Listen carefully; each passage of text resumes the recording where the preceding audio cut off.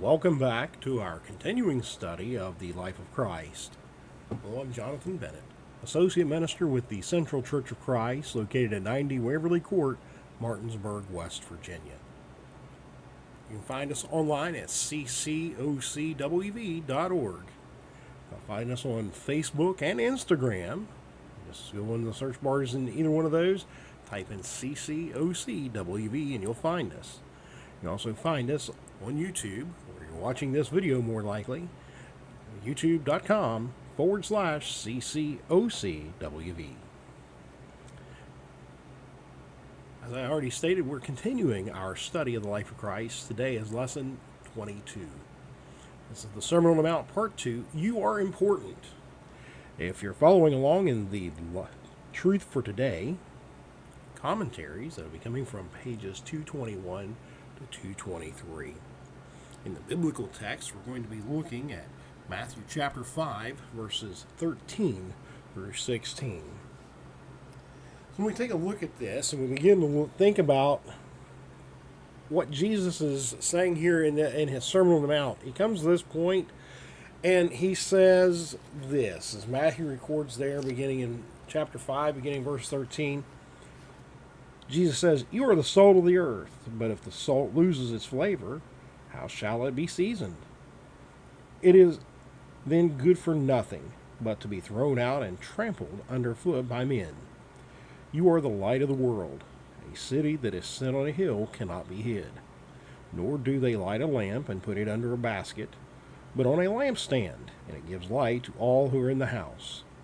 Let your light so shine before men that they may see your good works and glorify your Father in heaven." Now, as we take a look at this, we begin to think about what Jesus is saying. And we think about the aspect of human life, of humanity, of our everyday lives. Jesus is reminding us that we are important. We are worth something in the grand scheme of eternity. When we take a look at life and we take a look at how we interact with ourselves and those around us, whether they be family members, co-workers, friends, or whoever it is, we look around and we can see that low self-esteem is a serious issue in our society and our culture. We can see its impacts among young people. And I'm talking about young children. We're talking grade school up through high school age. Low self-esteem can impact those who are in college. Low self-esteem can also impact those who are older and later years in life. If we possess or allow ourselves to come to the point of having low self-esteem, it can dictate our performance in life as citizens, as spouses, as parents, as children, as employees, as employers, as students, as friends, in a very negative way. You may be asking, what does this have to do with the Sermon on the Mount? Well, as we've already read, Jesus is giving us a reminder that we are worth something. He outlined the Beatitudes with what type of character is needed for one to be his disciple. That is, to be a follower of Christ. And then in the next section, he told of the effects that type of character produces. So in this lesson, we're going to look further into the text, and hopefully we're going to learn something that, even if we have read these verses numerous times before, we're going to learn something new and take something away from it. The most important message when we read God's Word, and to remind ourselves of all the time, I'm important. So the compliment here is this. Jesus is saying in verse 13, when we go back and we read that, he says, "You are the salt of the earth." Then he says, "But if the salt loses its flavor, how shall it be seasoned?" He says, "Then it is then good for nothing, but to be thrown out and trampled underfoot by men." You are the salt of the earth. You're to be. You are worth something. You're not worthless. You're worth everything that Jesus came and died for. But let's look at salt. Salt has distinctive qualities. Salt has the qualities of preserving meat. Why? Because it is not meat. Salt has that distinctive quality of being able to make something last that would never last on its own. So we have to remind ourselves that we cannot make a difference in this world if we act like the world. So what Jesus is saying, you're the salt of the earth. You are here to do my work of spreading my word, my gospel, the good news that I came and died for humanity. You're to conduct yourselves in a manner that reflects my glory, my eminence, my Father's glory, and my Father's eminence back into a dark and dying world. We can see this over in 1 John chapter 2 and verse 15, also in Romans chapter 12 and verse 2. There's an interesting point here, and it's something that needs to be pointed out, that Jesus did not say we are the salt of the church. He said we are the salt of the earth. We're to be out taking care of those around us. Yes, we're helping one another as Christians, as fellow Christians and fellow citizens in the kingdom of Christ on our daily walk. But we are out helping to preserve the souls of men so that they can enter in to heaven for an eternal reward and eternal rest when time has been called to an end. There in Matthew chapter 5, verse 15, the second part of that verse, he explains the seriousness of the challenge. He said, "But if the salt has become tasteless." Think about this. In Bible times, salt could not lose its taste or be useless because it was not refined or purified like the salt we get today. It contained many impurities. It was valuable. If it becomes tasteless, if it lost its ability to give flavor, if it lost its ability to preserve, it is no longer good for anything, as Jesus said there in the second part of Matthew chapter 5, verse 13. Sadly, those who do not realize their potential and take hold of their opportunity to be salt of the earth are useless. We have to stop and ask ourselves, where am I at? Am I worth my salt? Have you ever thought about that phrase, he's worth his salt? It comes from back in Jesus' day when soldiers would often be paid their wages with a measure of salt. Hence the phrase, he's worth his salt. He's worth his pay. He is worth being reliable. He's good for what he says. His word is good. But not only did Jesus say, you're the salt of the earth, he goes on to say, you are the light of the world in verse 14. Take notice of the rest of to this. A city set on a hill cannot be hidden. Now think about this. Back in Jesus' day, cities were built on hills for one of two reasons. Well, first would have been, if you build on top of a hill, you're not wasting your farmland in the valley. Secondly, and maybe most importantly, for protection. You automatically had the high ground if someone came to attack you. That's what we need to be. We need to remind ourselves we are the light of the world. We are sitting on that hill. We are up there. We are so we can not take. Yeah, we are not allowing ourselves to be susceptible to attack. That we have the high ground. We're able to light up all the way around us that we can see what's coming and see what's going on around us compared to those who are living in the world. Those who are living for themselves and not living for the Lord are living in darkness. Now think about this. Now, as we're describing back in Jesus' day, the cities and towns being built on top of hills, someone who was traveling could always tell if they were coming up on a city because they could look up the top of the hill and they would see the city. So what's Jesus' point here? Saying even men did not hide their cities. So why would someone who is a child of God, a disciple of Jesus Christ, a follower of Christ, hide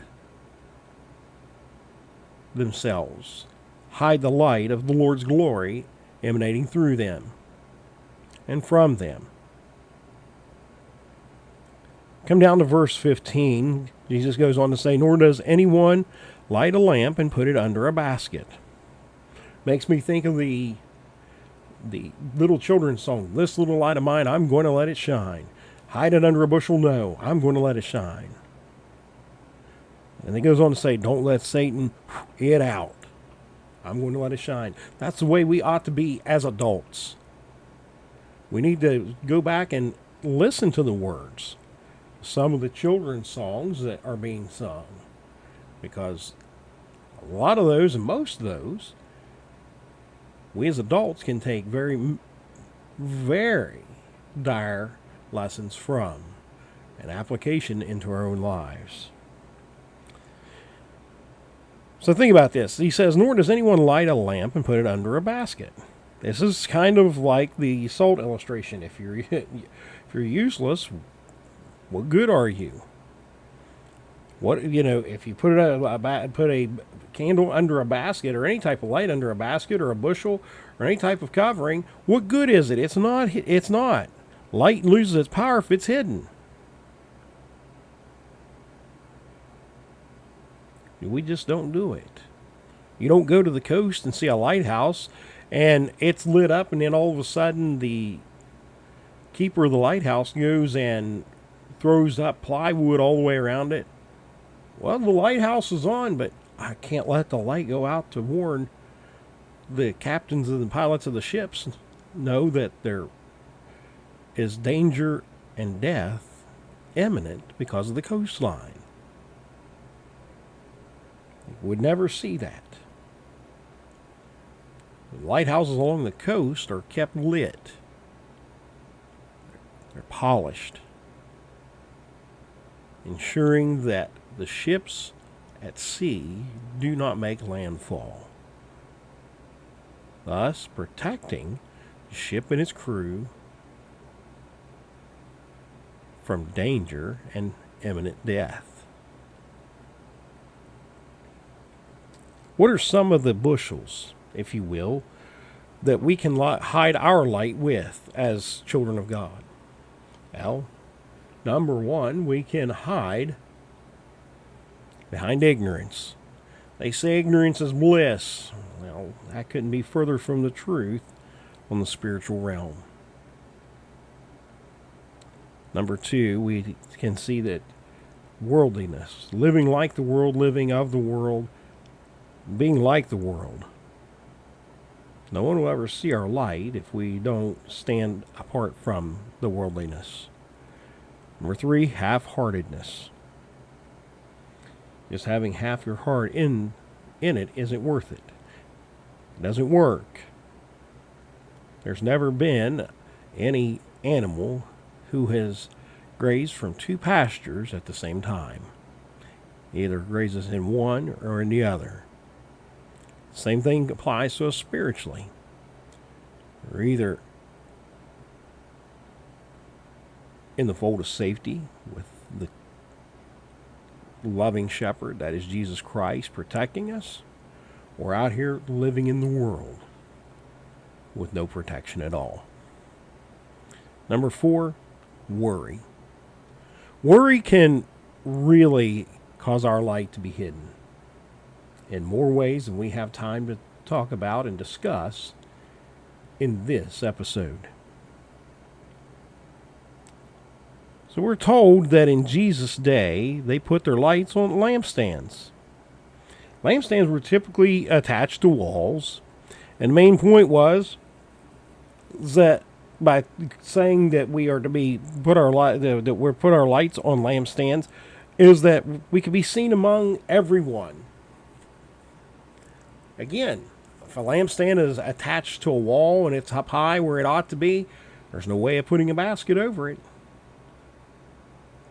One of two things is going to happen: either the candle's being extinguished, or the basket burns up.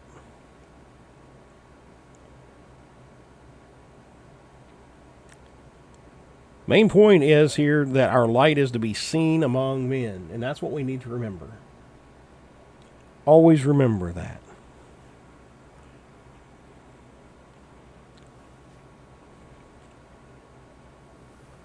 Always remember that.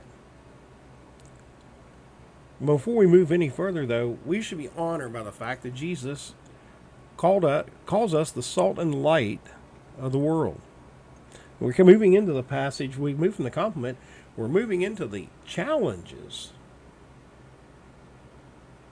Into the challenges, if you will, of being the salt.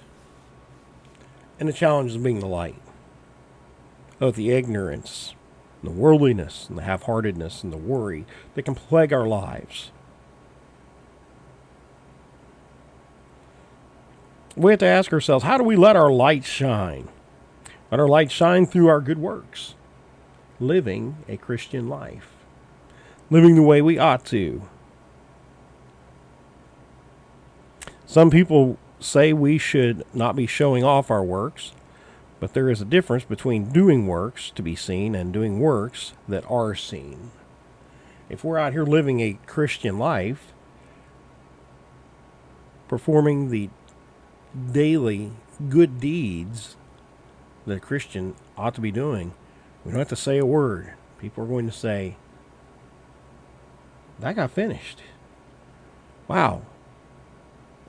Those people are taking, that family was taken care of. That individual was taken care of. That individual was uplifted. Look at all the things that are happening here. But things will begin to show without us ever having to say a word. Why do we let our light shine? Ultimately, it's to glorify God, not to call attention to ourselves. Again, going back to living a Christian life, just fulfilling the will of God. Being good to our neighbor, loving our neighbor as ourselves, ensuring that they're taken care of.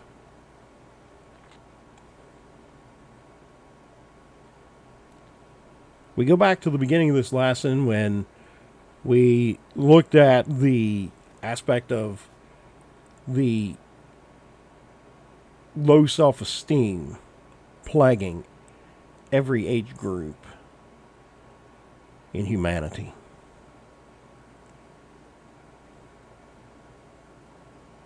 But you know what?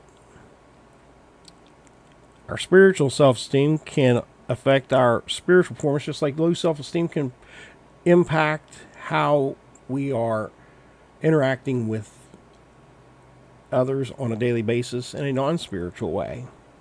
The spiritual self-esteem can be just the same, if not more, detrimental. We have to remind ourselves that we are the salt of the earth. We are the light of the world. You know, it doesn't matter what you look like. It doesn't matter how tall, short, how much hair you have, how little hair you have. Doesn't matter what language you speak. Doesn't matter what ethnic background you're from. Doesn't matter any of those things. All human beings have a soul. The soul of man was created in the image of God. You are important because you're a soul created in the eyes of God, the image of God. In the eyes of God, you are important. You're even more important to Him if you're obedient to Him and you're living life as a New Testament Christian.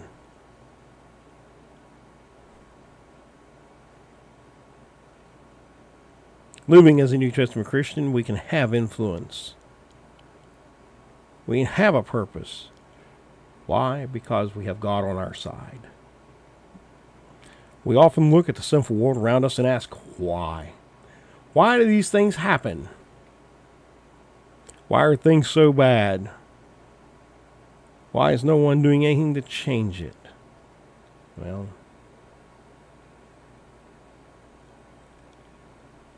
things can change. Not immediately. But if those who profess to be living Christian lives will actually live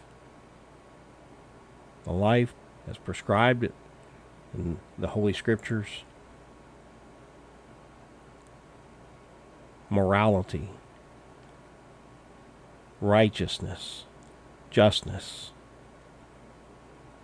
godly morals will begin to enter back into society and culture where they belong.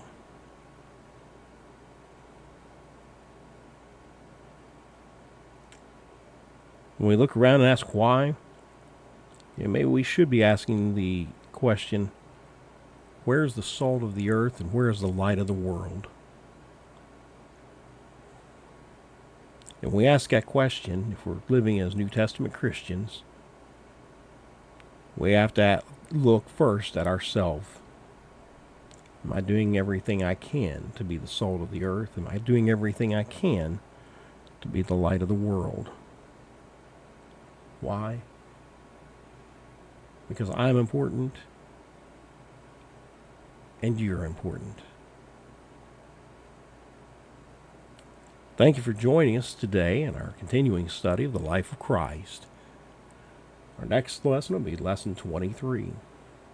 We'll be taking a look at the aspect of how Jesus continues to talk about fulfilling the law, beginning there in Matthew chapter 5, verse 17. Until then, may God bless you and keep you.